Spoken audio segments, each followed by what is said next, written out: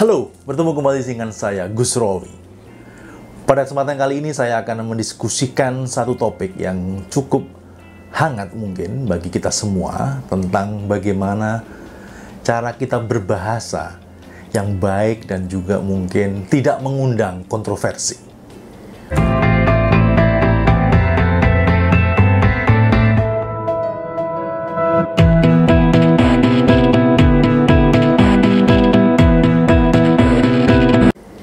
Maksudnya adalah ketika kita melihat sebuah tayangan di televisi, film, ataupun mungkin di YouTube misalnya, seringkali kita menemukan bahasa-bahasa yang mungkin tidak nyaman di telinga kita. Misalnya bahasa-bahasa yang mungkin yang tidak sopan, bahasa-bahasa yang tidak pas untuk diucapkan. Dalam kesempatan kali ini saya hanya khusus membahas bagaimana pentingnya kita sebagai seorang YouTuber ataupun Anda yang sedang menggunakan video sebagai media Anda untuk mengkomunikasikan apa yang ingin Anda sampaikan, apa yang ingin Anda tuju melalui video Anda. Pertama yang sangat penting harus Anda perhatikan adalah bagaimana Anda mengemas bahasa Anda sehingga mudah diterima oleh orang lain. Kadang-kadang menggunakan bahasa asing itu juga sangat penting sekali karena mungkin orang akan menganggap Anda sebagai orang yang berpendidikan, menganggap Anda sangat punya kemampuan literasi, memahami bahasa dengan baik. Tapi jika Anda tidak berhati-hati, itu juga akan menjadi blunder buat Anda. Misalnya, Anda menyebut istilah-istilah dalam bahasa asing, tapi Anda sendiri tidak pernah mengecek misalnya, apakah cara pronunciation Anda, cara Anda menyampaikannya, sudah sesuai apa belum sebagaimana bahasa aslinya. Misalnya Anda mengatakan tentang generic, tapi Anda mengatakannya dengan generik misalnya. Dengan PD-nya Anda mengatakan generik misalnya.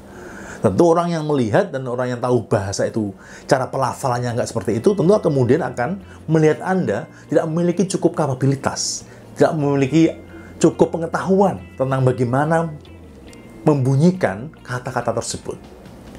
Ini saya banyak temukan di beberapa video khususnya para YouTuber pemula ya, menyebutkan kata-kata asing, bahasa asing, yang ternyata tidak seperti bagaimana orang yang memang hidup dengan bahasa itu menyebutnya.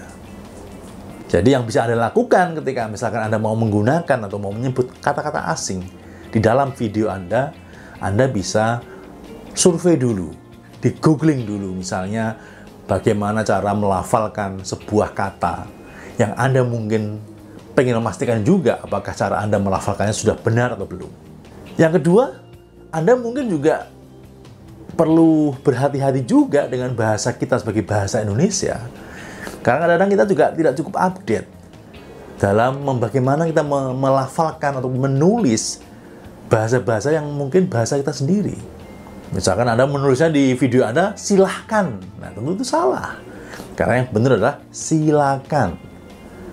Atau menulis mempengaruhi, padahal yang benar adalah memengaruhi misalnya. Atau bagaimana penulisan kata depan, dibantu, D-nya dipisah dengan bantu atau digabung. Nah, dimengerti, D-nya itu dipisah atau digabung dengan kata mengertinya. Nah, itu hal-hal sederhana yang jika kita mau menggali, mau menyiapkan dengan baik, maka kita akan terhindar dari hal-hal yang sebenarnya bisa merugikan kita.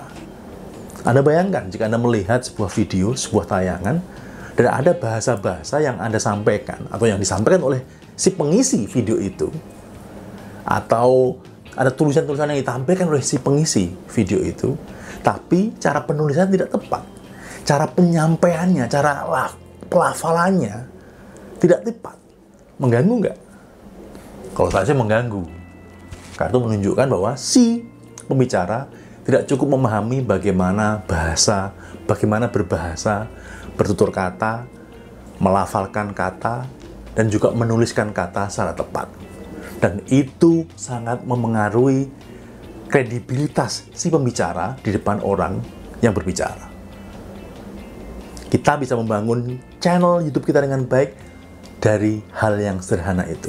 Dengan cara kita berbahasa, cara kita menulis kata-kata di dalam narasi yang ada di dalam video kita, dan juga bagaimana kita menampilkan diri kita sebagai orang yang meyakinkan dari cara kita berbahasa dan bertutur kata. Terima kasih.